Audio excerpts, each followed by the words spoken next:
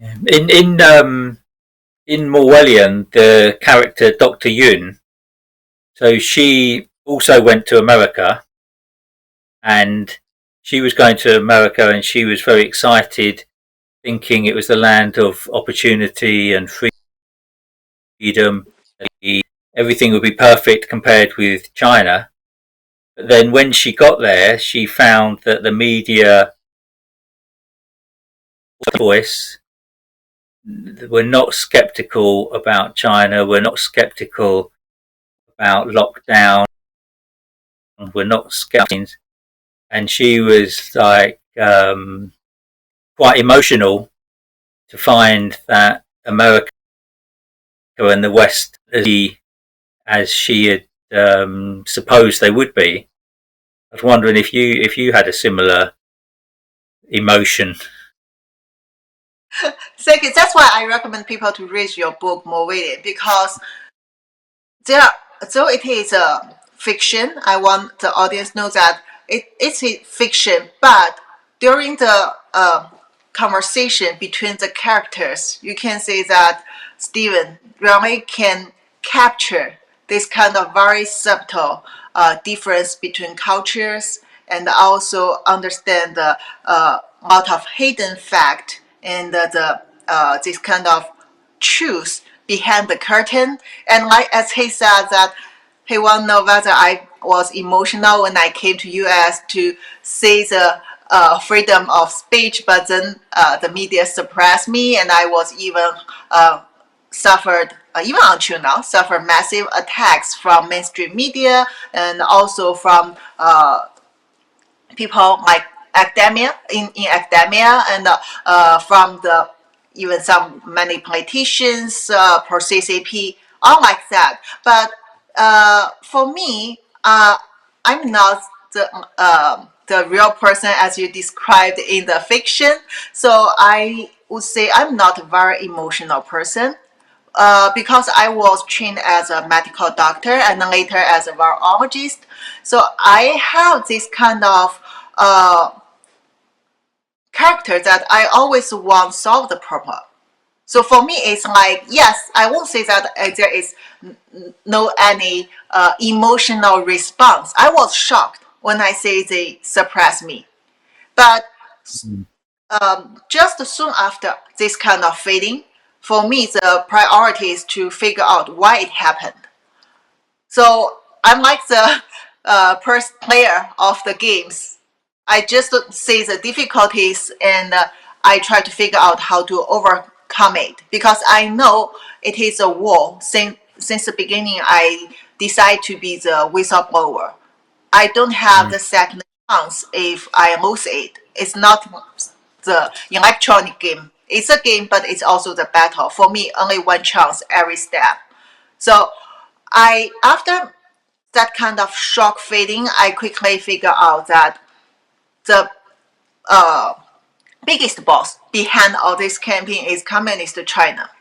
Because in the whole pandemic, let's talk about how they try to prevent me from revealing at that time. Chinese Communist Party and Xi Jinping are the dominant behind it, and a lot of compromised people from all over the world, like U.S., UK, or other countries, and from the transnational organizations like WHO or United Nations, they are involved, and also like the big pharmaceutical industries, because as CCP always emphasized, this is the Pandora box. They always use this term to threat the other countries. It is really the Pandora box. The moment they release the virus to cause the outbreak and later the pandemic, the Pandora box was open.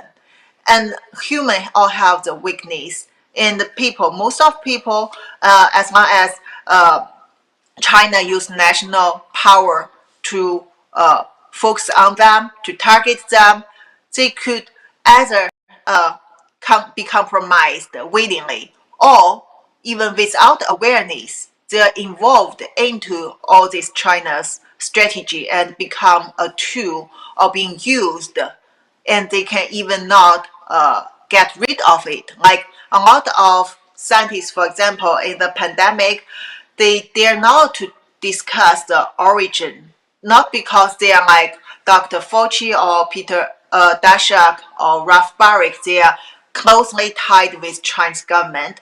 It's just because these scientists, they want to keep their job. They want to keep their career in this area. They don't want to get fired and get discredited by the whole academic field. So they keep silent. So we see that, and also like in the media, yes, there are CCP's agents, there are pro-CCP's people helping them, there are people bought by China to do for like write one or two reports attacking me. But the thing is, China government really scared of the truth, because as long as they are revealed as the dominance of creating this novel bioweapon, I define it as unrestricted bioweapon in CCP's unrestricted warfare, Xi Jinping and the CCP will become even worse than Nazi. I see in your book, Movidian, you compare Nazi with the communist China. But at that time, once people realize this is People's Liberation Army's bioweapon, Xi Jinping approval the release to release it out of the lab, they will get even more force fighting back from all over the world. They are the enemy of all the mankind, even worse than Nazi. So that's why they desperately need to cover it up. And if you read all these reports to cover up the lab origin, or try to, especially those try to suppress me, you will see that they don't mind to blame U.S. government or the UK for the biosafety, or France for biosafety things, but they don't want to touch the bioweapon. That tells the key point.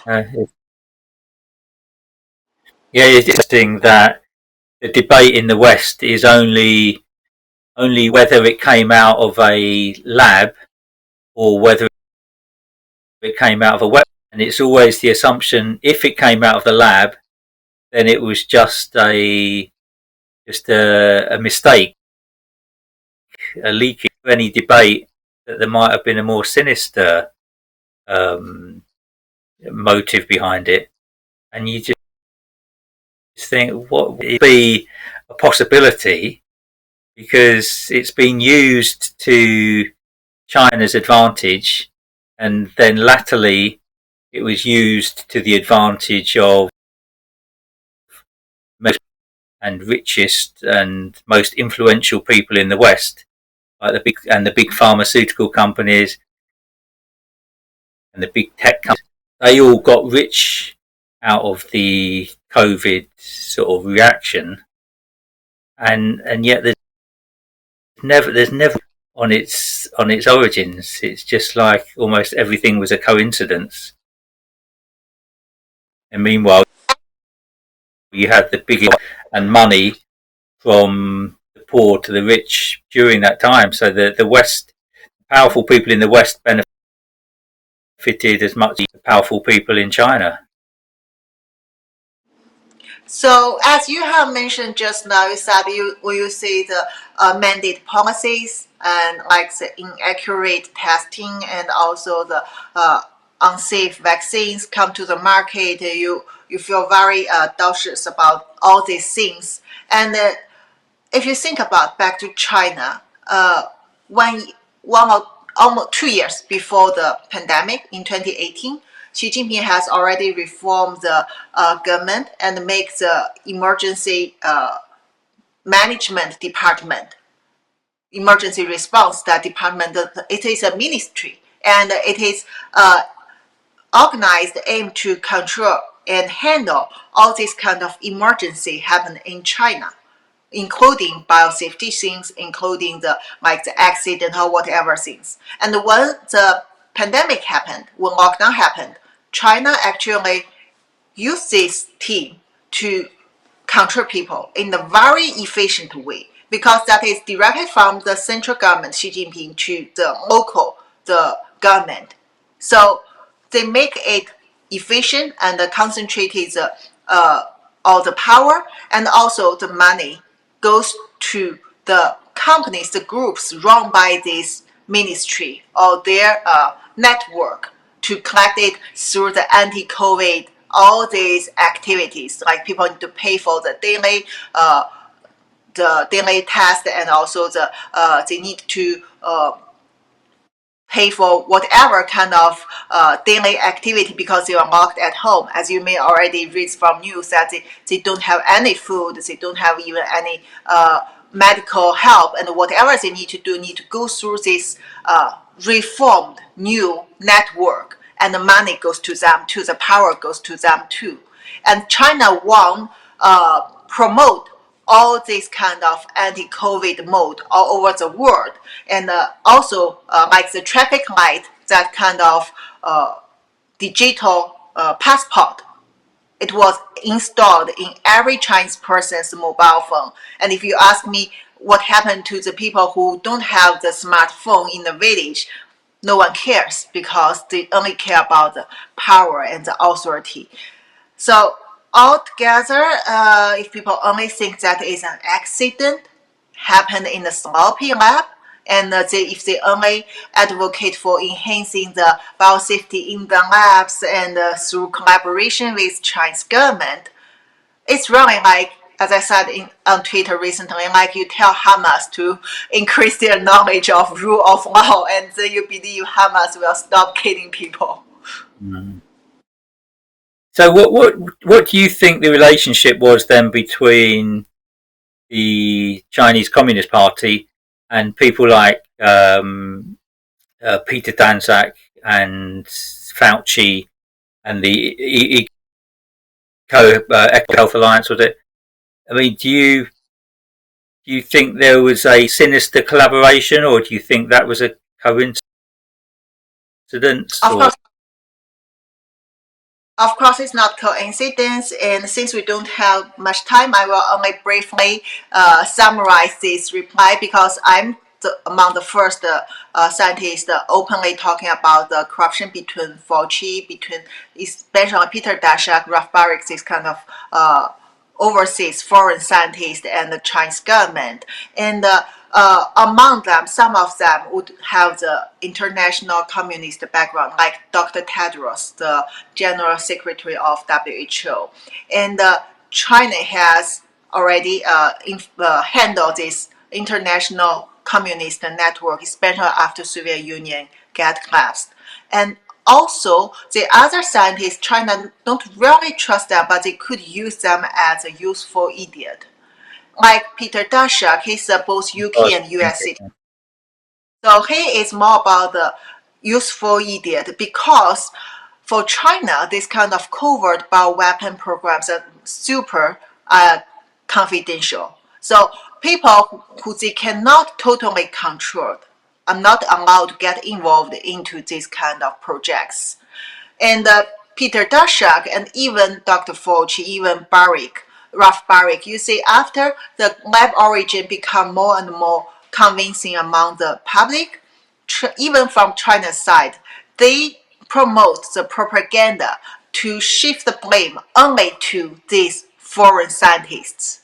They promote a lot of massive propaganda claims that US and UK scientists create a bioweapon and release it in Wuhan to kill Chinese people and then kill people all over the world. So that's also the advanced tactic for Xi Jinping and CCP to avoid accountability. And also, in this kind of tactic, you would say that they don't mind to throw these people under the bus because they are the useful idiot. And if they are the people who tightly stay with CCP as part of CCP, then they will be just disappeared or killed to keep the party's secret. So thank you for joining me, Stephen. I think we have already used out our time in this episode, and I enjoy the conversation with you. And I would also recommend our audience to read your book, More Reading, to know more about China, Hong Kong, and some possibility of pandemic like COVID-19. So it's not the truth as what happened in reality, but it's really a very worth reading book.